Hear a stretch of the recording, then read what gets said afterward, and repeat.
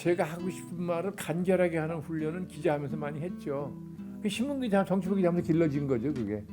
예, 그리고 이제 분석력도 많이 길러지고. 예, 그리고 역시 저는 독서 이해의 방법은 없다고 생각하는 거죠. 논리를 길러도 책을 읽어야 되고, 어휘력을 길러도 책을 읽어야 되고.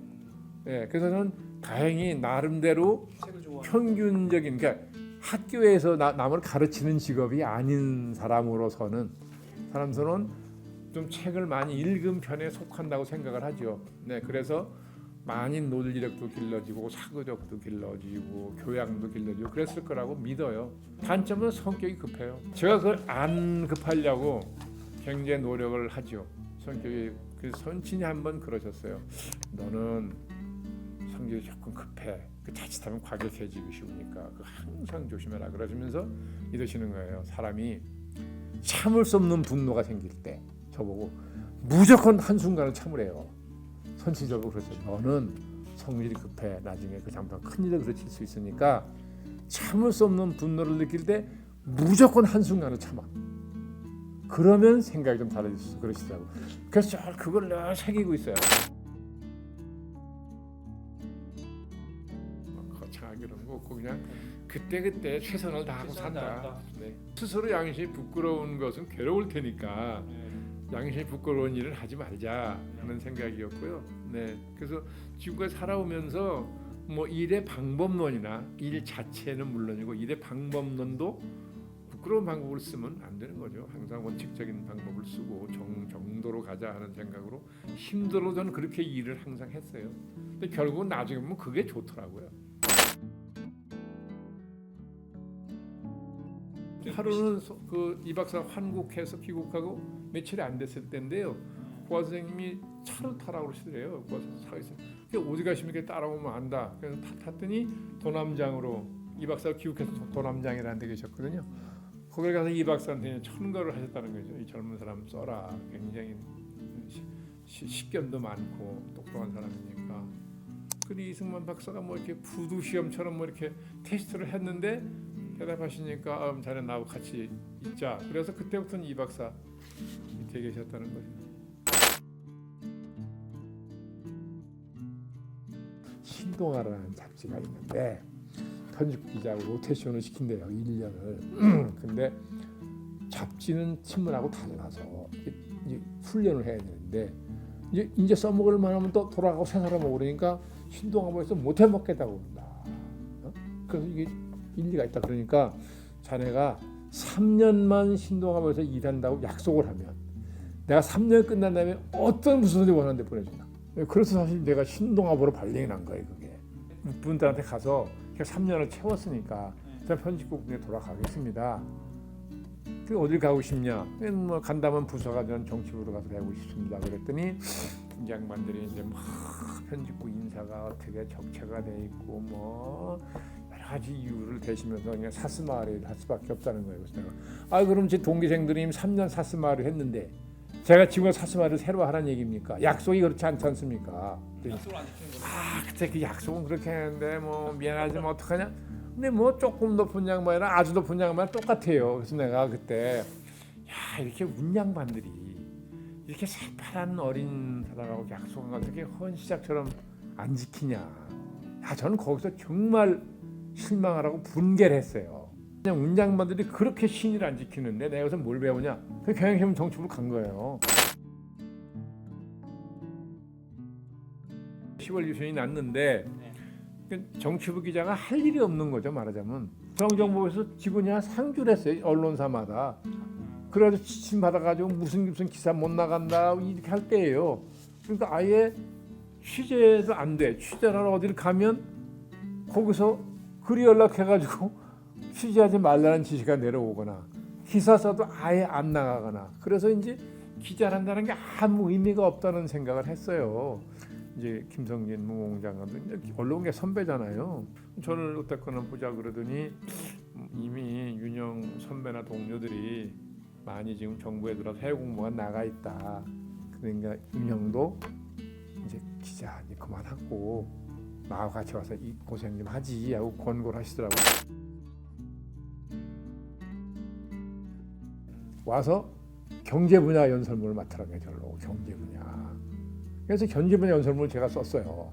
그리고 이제 영부인 일정은 뭐 많지도 않게 많아봤자 별게 아니니까 배석만 하면 되고 그러니까 그 영부인 비서관은 공보부에서는 겸직을 했던 거죠. 그러니까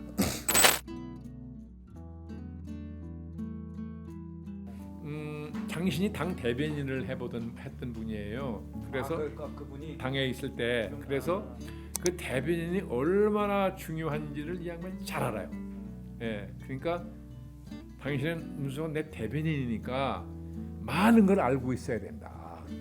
그래서 굉장히 많은 걸 이렇게 스스로 막 정부에 돌아가는 거 여러 가지, 네, 북한 정세 등등 이런 걸 굉장히 많이 말씀해 주시고 또 수시로 찾아서 올라가면 제 업무가 아닌 다른 거 굉장히 많이 물어보세요. 이 문제를 내가 이렇게 하려고 그러는데 어떻게 하냐. 저는 정말 대통령만 이런 얘기를 했다는 말을 누구한테도 한 일이 없어요. 네. 근데 제가 안기고 있을 때 뭘 알았냐 하면 국가의 중요한 기밀이 어디서 나가느냐. 60%가 부인한테서 나와. 부인. 남편이 집에 가서 부인한테 얘기하는 거야. 40%가 운전기사한테 나와. 차 속에서 통화하는 얘기 누가 하는 얘기 듣는 거야. 그걸 누구한테 얘기하면 어떻게 돼? 그렇죠. 네. 저는 절대 한마디 얘기한 적 없어요. 그러니까 이 양반이 뭐든지 논하는 거예요. 야, 이거 어떻게 생각하냐. 김영삼 대통령은 어쨌거나 그 분이 다시는 정치에 못 들어오도록 했잖아요. 그게 우리 민주주의 발전에 엄청난 기여를 한 거 아니냐. 그다음에 금융실명제도 김 대통령 같은 배짱이 없으면 못하는 거다 그거. 어쨌든 그걸 했으니까 그런 점에서 김 대통령은 평가할 만한 거고 나중에 그 IMF가 온 게 참 흠이지만 그는 이 양반이 이제 경제를 워낙 잘 모르는 분이니까 보좌하는 분들이 잘 했어야 되는데 그러니까 애석하지만 나는 그 분야 그 두 가지만큼은 역사적으로 평가를 받아야 된다고 생각한다는 거고 대통령이 경제 전문가일 필요는 없다고 봅니다. 그러나 국정의 최고 책임자는 그 경제에 대한 기본 지식은 있어요. 기초 지식은 무슨 뜻이냐면 거시경제 지표를 볼 수 있어야 된다는 거예요. 미시경제 지표까지는 필요 없고 근데 거시경제 지표만 볼 줄 알아도 이 경제가 이게 잘 가네 못 가네를 판단할 수 있는 거잖아요. 그래서 거시경제 지표를 읽을 수 있으면 경제수석이나 경제부총리가 뭐라고 보고를 해도 내가 지표를 보니까 이렇던데 이게 무슨 얘기야? 질문할 수 있는 거 아니에요. 그런 질문을 한 번만 하면 그 다음엔 다시는 엉터리 보고 못합니다. 민족의 대결 구도를 화해 구도로 바꾼 거. 6.15 정상회담이죠. 이거는 어쨌거나 우리가 평가를 해야 되는 하나. 또 하나는 기초생활보장제도라는 제도를 만든 거. 이게 이제 IMF 맞아가지고 서민이 어려워지니까 기초생활보장제도를 만든 거잖아요. 이렇게 급하게 만드는 바람에 제도적으로 문제점은 있었으나 그러나 그 제도를 만든 것은 난 지지업적이라고 생각한다. 전 두 가지를 꼽았어요. 그랬더니 한나라당 국회의원 시절에 그렇게 얘기했더니 여기 중진들 제가 의장 취업했다고 생각했대요. 네, 이놈이 DJ 사람인데 의장 간첩으로 들어왔다. 의장 취업했다. 그렇게까지 얘기를 했다는 거예요. 저는 그 얘기 했거든요. 이 두 가지는 인정해야 된다. 인정해야 된다. 그런데 또 뭐가 문제였냐면 청와대 수석하고 의원이 만났어요. 그래서 뭐라 그랬냐면 당신들은 제가 가만히 보니까 무슨 일이 터지면 왜 그렇게 대응이 늦냐. 청와대가 그런 빨리 판단해서 방향 정해서 대응 조치가 바로 나가야 되는데 뭐 맨날 하루 이틀 늦어가지고 덧나게 만들고 그러더라고. 또 이해가 안 간다. 수석도 매일 아침 모여서 뭐하냐. 그랬더니 수석 계실 때 하고 다릅니다. 뭐가요? 그랬더니 그때는 수석들이 모여서 회의에서 그 중에 다 결정했거든요. 거기서 집행하고 그랬는데 자기들은 수석회의라면 그런 걸 의논하지 않고 기다린대요. 뭘 기다리냐 했더니 대통령한테 쪽지가 내려온대요. 자세히 내려온대요. 아주 미세한까지 어떻게 하라 내려오는데 이게 바로 내려오는 게 아니라 일이 터지면 하루나 얼마 있다 내려온다는 거예요. 그게. 대통령도 고민해봐야 되니까. 그러니까 그걸 하려니까 기다려야 된다는 거예요. 자기도 수석회의는 그냥 기다리는 거지. 능동적으로 토론해가지고 결론 내서 집행하고 이게 아닙니다. 수석회의 때하고 달라요 그러더라고요. 예. 그러니까 DJ도 사람인데 이게 얼마나 힘들어요. 대통령이라는 게 체력을 엄청 뺏기는 자리인데. 예. 그래서 그 늘 초동대응 시기를 놓쳐가지고 이 수습이 항상 늦어지고 하는 걸 제가 여러 번 봤어요. 이제 공무원으로서 뭐 직무를 충실하고 우수하게 하는 것보다 더 중요한 게 뭐냐? 줄을 내야 돼. 상도동에 연줄이 없으면 진급이 안 돼. 상도동에 줄을 낸 놈은 저게 어떻게 저기 승진하냐 그런 놈 승진이 돼. 이걸 눈으로 관료들이 봤어요. 그러니까 그 이제 소위 공직사회 기강이 급속도로 무너지기 시작했습니다. 아 이제는 줄대서 해야지 뭐 열심히 일하고 무슨 성실한 건 소용없다. 근데 그 이후에 등장한 대통령들도 하나같이 그 공직사회 기강에 대해서 아무 관심이 없어. 제가 보기에는 회복이 어려울 지경으로 망가졌어요. 지금. 이게 보통 일이 아닙니다. 새로 들어온 정부가 일을 제대로 하려면 공직사회 자발성을 끌어내지 않고서는 안 돼요. 고도로 세련된 지도자가 아니면 공직사회 동기부여로 자발성 끌어낸다는 게 거의 불가능에 가까운 거예요.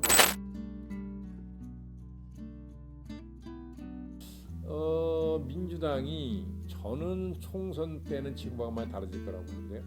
저는 이재명 대표가 아무리 늦어도 연말쯤에는 그만두지 않겠냐.